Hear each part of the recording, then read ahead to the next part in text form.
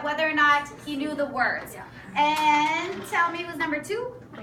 Is he below, at, or exceeds? He's below. And why do you say that? Because the lyrics were, you couldn't really make out what they were, and it was a lot of just gibberish. And he kind of knew the chorus, but not enough to pass. And how are you going to help him? Have him look at the lyrics, like the actual lyrics, and listen to the song a few more times, and maybe practice it slower to finally figure out the words for you, just over the lyrics. So he doesn't know the words, so they're going to give him the words. How old do you think he is? Like 3. Probably around 4. Do you think he can read? No. So how are you going to help him learn the words if he can't read? You're going to tell him. You're going to tell him it? I'm going to sing for him. So somebody that's older, somebody that can read, you can give him or her the lyrics, right, to read, but you have to say them. Can somebody who can read and not read both learn the lyrics but in different ways, right? Yeah? Okay, this is all gonna connect back to our class. If you can't see the connection yet, you will. Okay, right up here. You guys, they were asked to look at whether or not he could sing in tune. Number 6. No, I mean, like, there's Below, like, at, or meets or exceeds the standard. below. What are you gonna do to help him? Give him choir classes. Okay, good. Yeah. Do you think that knowing the words might help his intonation as well, or just voice lessons, right? Okay, good. Do you think it's possible for him to improve as a singer? What does he need? What does he need to improve as a singer? Practice. Okay, in the back, showmanship. 5. He succeeds. He exceeds showmanship. Yeah. What are you gonna do to help him? Okay, wait, can you say why he exceeds showmanship, first of all? Oh, well, he's just really happy, and like, I don't know, he always makes like face signals or something like that. So what are you gonna do next with him? I don't know, make sure like he knows the right words and maybe, I don't know, sing a little more on tune.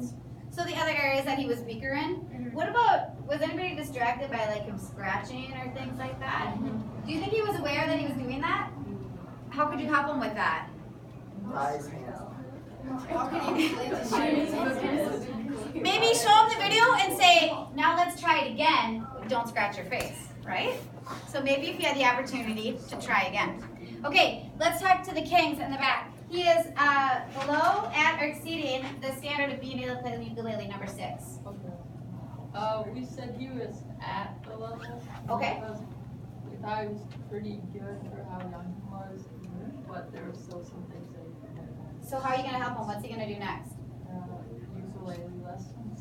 Ukulele lessons? Okay, and up here, you guys have the same standard, number 5. Monica, what do you think? I said, like, at, I guess, because, he just, like, needs a little bit more practice. A little bit more practice. Okay, would anybody argue that he was exceeding the standard of playing the ukulele for a 4-year-old? Oh, for sure. Yeah. For a 4-week. He's definitely at, and I would maybe argue that he's exceeding. Max, what do you think you do for him if he's already exceeding the standard? He's ready, sign him up. What else do you do? He's exceeding the standard. You can always tell room for improvement. Okay, so maybe get the nitpicky details, right? What else? Comments? I'm no expert when it comes to stuff like playing guitars and Sure. movies in general, but kind of like what Emma said, just a little bit of the nitpicky Sure. details and make sure he has it. Sure. Caroline? Just have him play more and learn more songs. Yeah, give him a different song, right? Give him a challenge song. So he can play the ukulele. He exceeds. Should he just be done and never play the ukulele again? No. You should give him a harder song. And this, if you can't see, sorry, I gotta find my clicker. This is how this course works. So this is not your traditional class. And you can't think of it that way. You have to have a growth mindset and know this. You are all here. You didn't have a choice to be here, but we are all here together. And you don't have a choice in the standards that you have to meet. But you know what you do have a choice in? How you're going to get there. How you're going to get there.